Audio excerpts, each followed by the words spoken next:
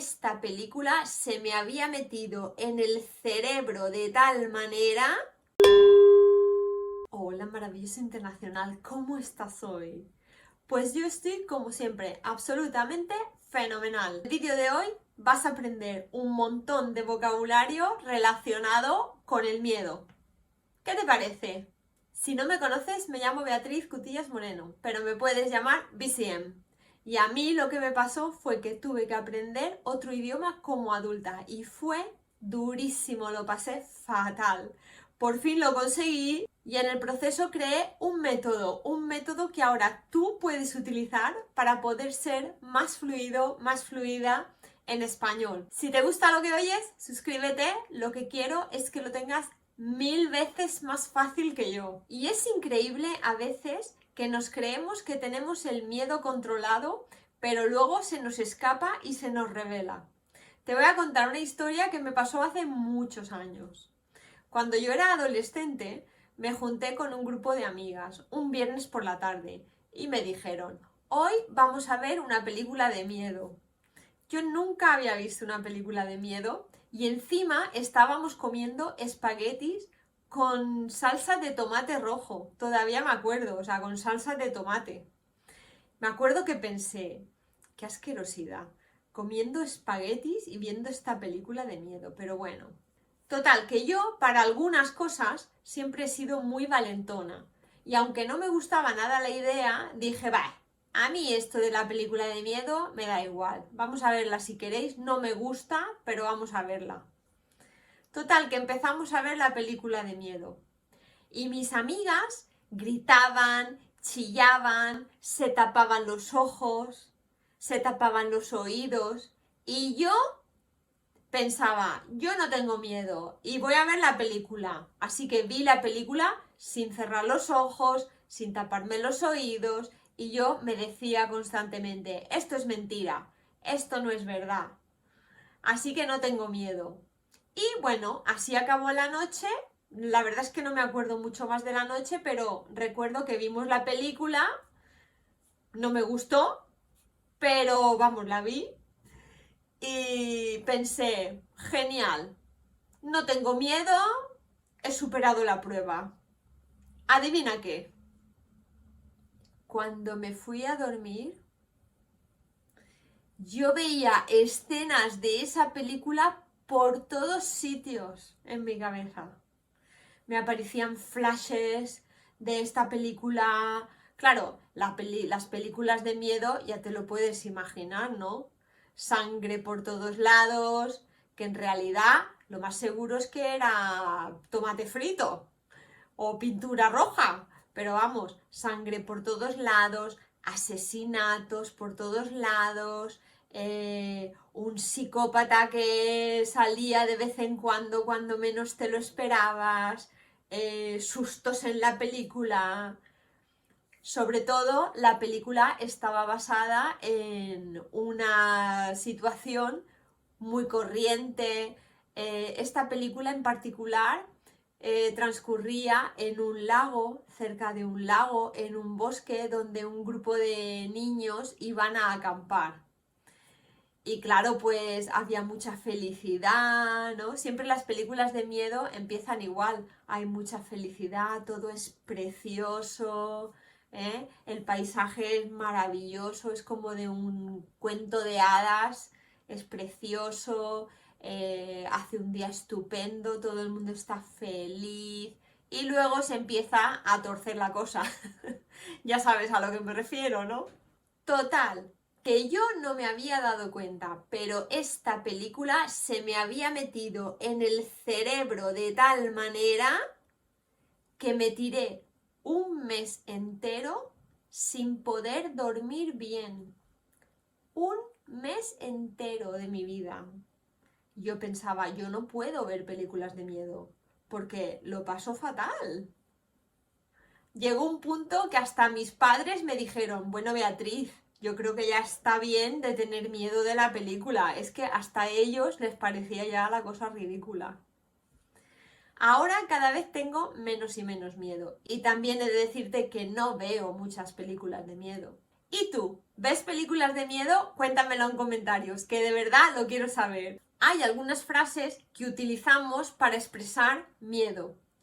Estas son coloquiales y algunas tienen una pequeña palabrota. Si te enseño palabrotas, siempre te digo que no te las enseño para que las digas, pero sí que es importante que cuando las oigas las entiendas, porque a las personas, por regla general, ya te habrás dado cuenta, no les gusta explicar palabrotas. Entonces, si alguien dice una palabrota y no la entiendes, cuando tú le preguntas a esa persona, perdona, ¿qué has dicho?, lo más seguro es que no la quiera volver a repetir, porque entonces se sienten como que están hablando español mal, que en realidad no es un español muy limpio, pero es el que se habla. Entonces, por eso te las enseño, ¿vale? Entonces, frases para decir que tienes mucho miedo. Estar acojonado. Estar acojonado. Esto viene de cojones, ¿vale? Estar acojonado, estar acojonada. La palabra correcta sería estar acojonado, estar acojonada, pero no decimos eso, decimos acojonado, acojonada. Casi siempre cuando decimos palabrotas las decimos muy flojito y rápido, es casi como si no las quisiéramos decir, pero al decirlas entre nosotros los nativos conectamos. Ostras, vaya acojone, ¿no? Vaya acojone, quiere decir vaya situación más acojonante, ¿eh?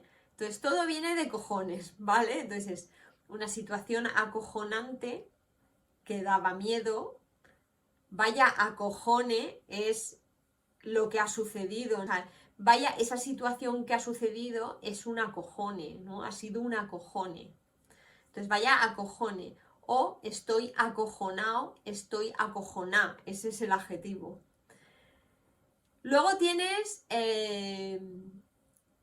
otra expresión bastante común, que es llevar los huevos de corbata. Llevar los huevos, otra vez con los testículos, de corbata. Es como que tenías tanto miedo, ahí explica la reacción fisiológica del cuerpo, ¿no? El cuerpo se te altera tanto que en realidad se te ponen los huevos de corbata, se te han puesto los huevos de corbata. Y luego, para hablar de valentía, cuando una persona es valiente, decimos que has hecho algo con un par, puede ser con un par de cojones, con un par de huevos. Las chicas decimos con un par de ovarios. ¿Vale? Esto es una cosa bastante moderna ahora, decir con un par de ovarios. Suscríbete si te está gustando este vídeo, porque así YouTube te va a avisar de todo lo que estoy subiendo. Las personas adolescentes y bastante jóvenes son normalmente las personas que tienen esa tendencia a querer experimentar el miedo, esa adrenalina. Y es que demográficamente ha sido el grupo de personas de la sociedad que quería como desafiar el miedo. Por ejemplo, si había un castillo encantado en el pueblo, pues el grupo de adolescentes era el que quería ir al castillo para ver si en realidad estaba encantado o no. ¿Y a ti? ¿Te gusta sentir la adrenalina o eres de una manera un poco más tranquilita? Cuéntame en comentarios. El miedo también en la vida diaria, cuando no tienes un miedo físico delante de ti, puede retrasar mucho las decisiones que tomamos. A veces tenemos miedo, pues tenemos miedo de apuntarnos a este curso y perder dinero. Por ejemplo, tenemos la oportunidad de ir a España a vivir un mes y no estamos seguros, lo retrasamos. Tenemos la oportunidad de hablar con alguien en España. A lo mejor estás en España o has ido de vacaciones y tienes la oportunidad de hablar con alguien y te lo piensas, te da miedo, retrasas esa decisión y ya no hablas. ¿Te ha pasado alguna vez que has ido a España y has hablado muchísimo menos español de lo que querías? Y todo a lo mejor ha sido porque te ha dado miedo, te ha dado vergüenza, te ha dado miedo. Pensabas que qué pensarían de ti. ¿Has aprendido alguna frase nueva en este vídeo? Cuéntamelo en comentarios. Así que nada, estoy segura de que te estás dando cuenta de que este tipo de miedo es muy diferente al miedo de los fantasmas, los fenómenos paranormales, los zombies, los espíritus, los cementerios y esas cosas. A mí me pasaba muchísimas veces que yo tenía que ir a hablar con mi jefe, sobre todo cuando estaba haciendo mi doctorado, y pensaba una y otra vez qué iba a decir, ¿no? Yo pensaba mi frase era como, vale, voy a hablar con él. Entonces, le quiero decir que, por ejemplo, estas pruebas han salido mal y que tengo que repetirlas y que tenemos que pedir reactivos nuevos y tengo que hablar con él también de que la conferencia del mes que viene, pues tengo que preguntarle, no sé, dónde es, qué hotel, en qué hotel es, o que me mande los datos de la conferencia. Y entonces yo tenía ahí pues mi lista de cosas para hablar con él y eran muchas cosas. Y también era un hombre muy ocupado, entonces yo no podía simplemente tirarme allí 3 horas hablando con él, tenía que ir al grano, pero de una manera educada. Entonces yo recuerdo que me preparaba lo que le quería decir, más o menos como yo sabía expresarme, que tampoco era 100% como me expreso o como me expresaba en mi lengua materna. Y entonces pues yo me preparaba, pero claro, me daba mucho miedo lo que él me iba a responder y cómo iba a poder yo seguir esa conversación. Eso me aterrorizaba. Entonces me daba muchísimo miedo y yo recuerdo acercarme a su oficina, tocar la puerta y tener mucho miedo. Y también había muchas veces que pasaba mucho miedo después de mis conversaciones, porque había hablado ya, pero cuando salía pensaba, no tendría que haber dicho esto, tendría que haberlo dicho de otra manera, creo que me ha mirado raro. En realidad ese miedo ya se estaba convirtiendo básicamente en una paranoia mía, porque el pobre hombre era muy amable y era muy buena gente. A veces me daba mucho miedo también hacer el ridículo cuando estábamos en una reunión y yo tenía que hablar de cómo iba el progreso de mi proyecto, pues a mí me daba mucho miedo decir algo que fuera malsonante, hacer el ridículo. También recuerdo que presenté en una conferencia muy importante cuando solamente llevaba un año en Liverpool y mi mayor miedo era no poder comprender las preguntas que me hacían después de mi presentación. Porque yo tenía la presentación preparada, ¿no? Como si fuera una actriz, me la sabía de memoria y sabía mucho sobre mi tema, pero me daba mucho miedo que me hicieran una pregunta a la audiencia, a alguien de la audiencia, y no entender la pregunta. Y preguntarles, perdone, ¿me puede repetir qué ha dicho porque no le he comprendido? Y que repitieran la pregunta y que yo no la comprendiera. Eso me aterrorizaba. Pero fíjate una cosa, nunca llegó a pasar. Nunca llegó a pasar. Pero sí me daba mucho miedo pensar qué pensarían de mí. La moraleja un poco de este vídeo y de este tema del que estamos hablando, que es que hay veces que cuando esos miedos son infundados y luego haces lo que tenías que hacer, si tú superas ese miedo, te das cuenta de que en realidad era muchísimo peor en tu mente. Y que una vez lo haces, es muchísimo más fácil, te sale muchísimo mejor de lo que pensabas y todo sale bien. Dale like, que es lo que más ilusión me hace en este mundo. Pero yo diría que el miedo, por ejemplo, cuando no hay un peligro real y el miedo que está sostenido en el tiempo, que a veces nos causa ansiedad o estrés y niveles de cortisol altos, está muy relacionado pues con la repetición y con los hábitos. Yo he sido la primera que hace muchos años pues me preocupaba por todo, era como que yo vivía mi día preocupada por todo, tenía pensamientos bastante negativos en mi mente, Con pensamientos negativos no quiero decir que pensaba cosas malas, sino que me preocupaba. Siempre pensaba, espero que mi padre haya llegado bien al trabajo con el coche. Uy, me ha salido un granito, espero que no sea nada malo. Uy, espero que mi hermana se encuentre bien. Ay, mi madre no me ha mandado nada, no sé si habrá llegado bien. Entonces mi mente siempre estaba constantemente pensando de esa manera. Y en realidad esto es una rutina bastante peligrosa porque realmente estás condicionando a tu cuerpo y a tu mente para esperar algo malo. Entonces fisiológicamente estás en un punto muy diferente al punto en el que estarías fisiológicamente si tuvieras una mentalidad mucho más positiva. Yo ahora, por ejemplo, gracias a Dios, aunque no soy religiosa, pero gracias a mi Dios, pues siento paz durante mi día. No estoy preocupada porque a mi padre le pase algo, a mi pareja le pase algo, a mi hermana le pase algo, a mi madre le pase algo, a mis amigos les pase algo. No me preocupo, entonces vivo en paz. Y si me sale un granito o algo, pienso, va, eso no es nada. Mi cuerpo eso lo gestiona, pim pam pum, y se lo quita de encima.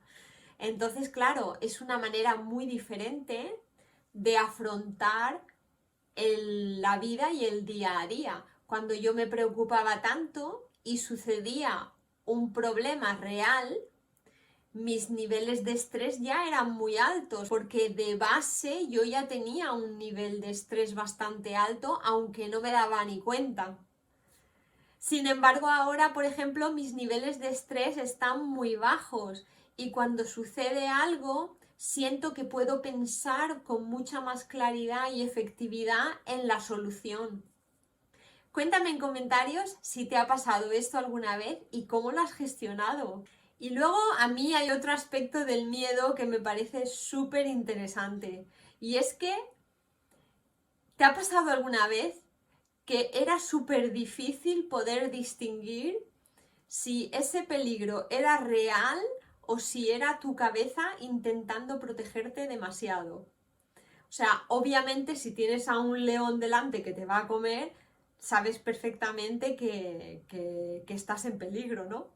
Pero hay veces, por ejemplo, cuando estamos hablando otro idioma o cuando estamos aprendiendo otro idioma, que sentimos muchísimo miedo al hablar con alguien, muchísimo miedo pues al expresarnos con un grupo de personas. La mayoría de las veces tenemos mucho miedo sobre qué pensarán de nosotros. Y a veces tenemos que ser realistas. A veces cuando un grupo grande piensa mal de nosotros, estamos en cierto peligro.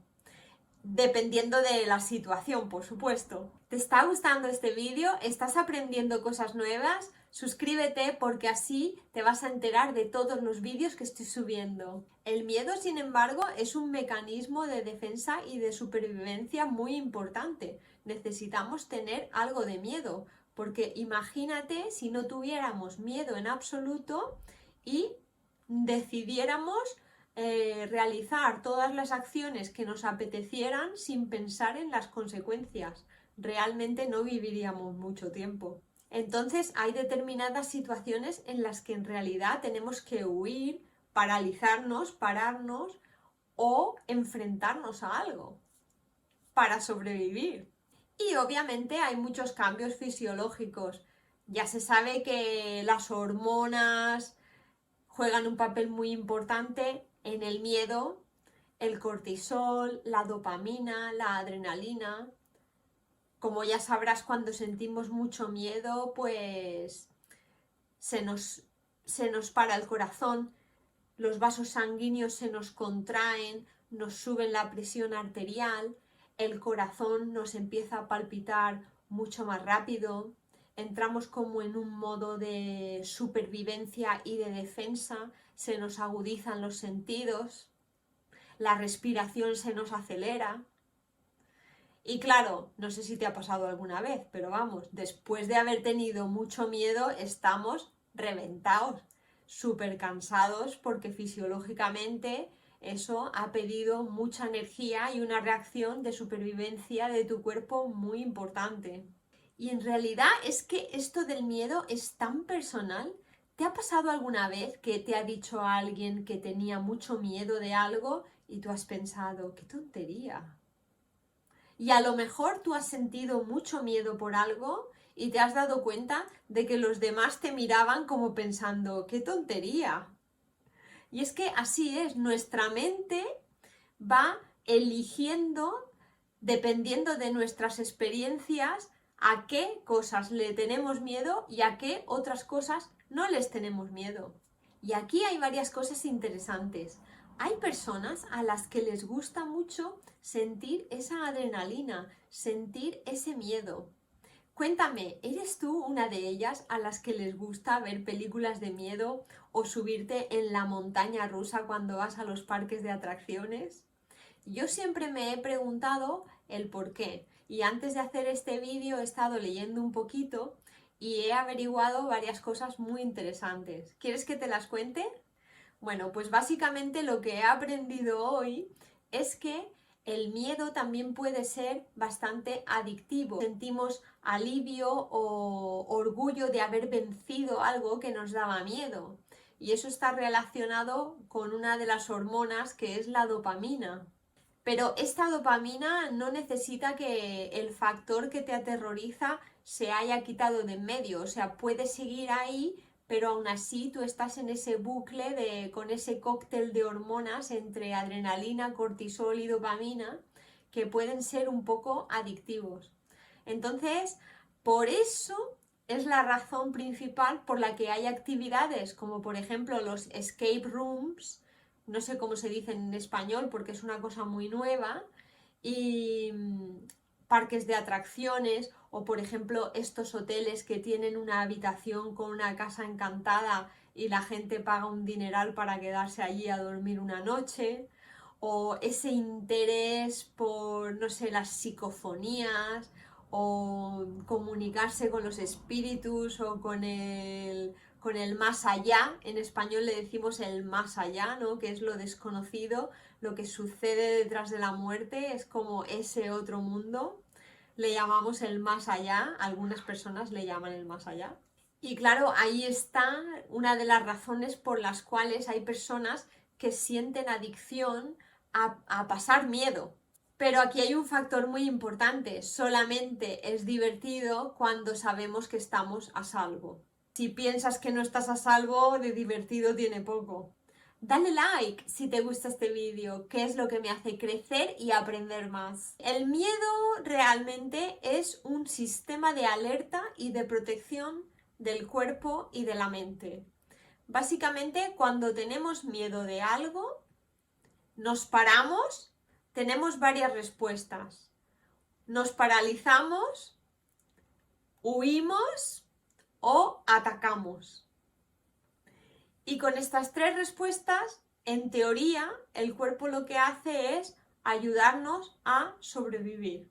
Como ya sabes, en las películas de miedo la mayoría de los temas son cosas de brujas, de espíritus, de zombies, de esqueletos, básicamente cosas paranormales o cosas de psicópatas, cosas que tienen un factor muy alto de algo desconocido y algo que se te escapa de las manos, donde hay mucho peligro. Normalmente las personas sentimos miedo a que nos pase un daño mayor, como por ejemplo perder la vida o sufrir mucho. Entonces el juego de las películas de miedo se basa en eso. Normalmente están relacionadas con situaciones que todos vivimos, como por ejemplo, todos estamos alguna vez en el sofá sentados tranquilamente y la película de miedo, pues cuando tiene una escena que va a ser de miedo, normalmente si te das cuenta es una escena en la que es una situación muy rutinaria y muy normal que todos prácticamente vivimos ese tipo de situaciones. Por eso precisamente luego dan tanto miedo, porque luego tú estás en esa situación. Yo tengo un truco bastante efectivo para tomar decisiones. Y lo que hago es que me pregunto a mí misma, ¿qué dice tu mente? ¿Qué dice tu corazón? ¿Qué dice tu tripa? Pero luego añado otra segunda parte que es, vale, y si no tuvieras miedo, ¿qué diría tu mente? ¿Qué diría tu corazón?